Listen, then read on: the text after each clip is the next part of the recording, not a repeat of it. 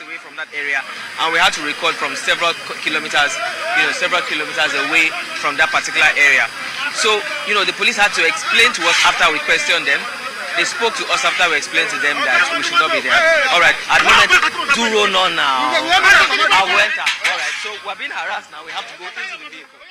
And that's actually a very condemnable act in Ojota there, where our correspondent Bernard Akede, while doing his job, giving us details as regards the protests in Ojota, being harassed by thugs. Despite the fact that we had security personnel on ground there, nothing was done to actually caution these thugs from harassing our correspondents. But we thank God that no life was lost and no injury was recorded. At this particular time, it's better we even put this incident in proper perspective, hearing from the horse's mouth. I'm talking about Bernard Akede, who is live in the studio to give more flesh to this. Bernard, I must, doff my heart for you first for being courageous in the face of that threat. What was actually going through your mind when that happened?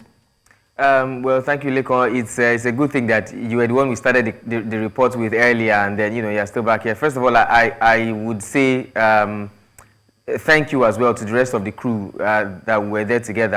Albert David, who was behind the camera, Karina, Harry, who was also with the camera, and then Ogene Ruru, who was the digital correspondent, the digital reporter there. I was afraid for all of us and the team because, like you said, the police were there not too long before this happened. But as you can see around from this clip, just as these people came, there was no police officer there anymore. They completely vanished from the scene.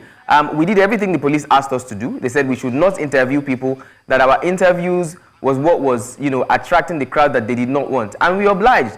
You can see that we were not interviewing anybody. It was just a live report of the situation, around us. That was what we were doing. And then all of a sudden, we noticed this, would I say, group of people with weapons in their hands coming to us, chasing everybody away. And then the guy you would see there in the green tracksuit with the pipe struck me in the butt with that pipe. And then they began to harass us, pushing us away from the area. That's quite sad, I must say. So, Bernard, earlier on, you've documented the reports on the fact that there were security operatives, heavy security presence in that Ojota axis between even yesterday and today. And now you said they all disappeared. Was it that the entire security personnel left the area and opened up the place for the hoodlums to perpetrate the heinous act? Or what actually happened with the presence of the security operatives there? So the security operatives asked us to move away from that particular location where the protest had been, going on for the past 5 days, today being day 6.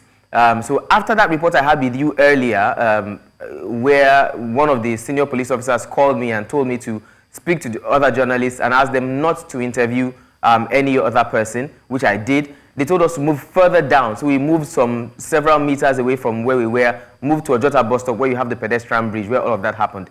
Having moved there, we were no longer in the view of all of the huge number of police officers, but there were at least 5 or 6 officers who were not far from us there, who were still in our view, and in whose view we still were in.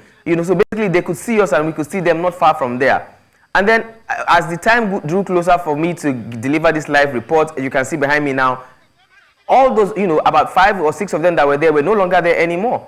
We were just left alone. We just realized that we were the only ones there, and then these thugs came. It was almost like clockwork. The police were there earlier, and then police disappear, thugs appear. However, I would like to state categorically, there was a plainclothes police officer.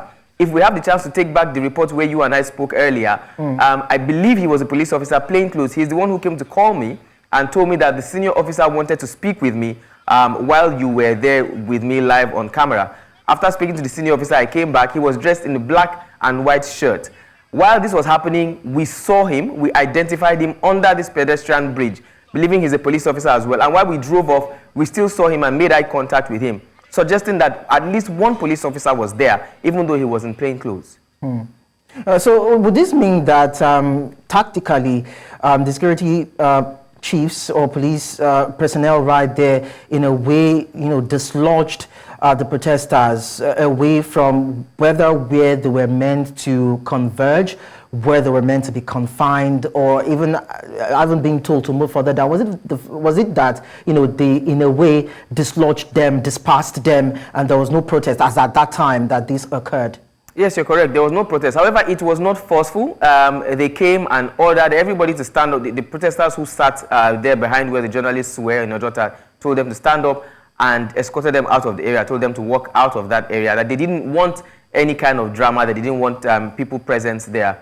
So the so-called handful of protesters, actually numbering not up to 20, if up to not more than 20, telling them to leave, as well as the journalists, you know. And I personally still spoke to the journalists saying the police had asked that we do not interview anybody, we should move away. And we did that, clearly. We moved away from that vicinity and moved further down to Ojota bus stop where this incident unfolded. So where does this put a country like Nigeria in the face of freedom of information bill that we know is in place and the right for people to freely express themselves? I'll take it from the angle of freedom of the press, which I think at this time, at any time, at every time, is not negotiable. Press freedom is something that we've been crying for quite a while. And I must say that I am personally quite disappointed. From the beginning of the protest up until now, it had been pretty much civil in Lagos. There had been some cooperation between the police and the press up until now that this happened. Now, the day before the protest, you remember that I was stopped, you know, halfway through a live broadcast by a police officer. And then after that, the senior police officer addressed the issue and allowed me to continue my live broadcast. But then this one that happened is completely unacceptable. No journalist should be harassed. No journalist should be disturbed or stopped from doing their job. Even after we take permission and we discuss with police officers, even when we are not supposed to, we still go ahead fulfilling all righteousness to ensure that we have permission to do our jobs. I strongly believe that we should have proper covering and protection from the police while doing our jobs. Again, press freedom is not negotiable, and this act has set us, you know, years back in time, unfortunately. Bernard Akede, thank you so much for sharing this update with us. I'm actually particularly happy that you're fine and well, including the crew, but then thumbs up to you for doing a good job. Thank you very much for having me. It's all in the day's job.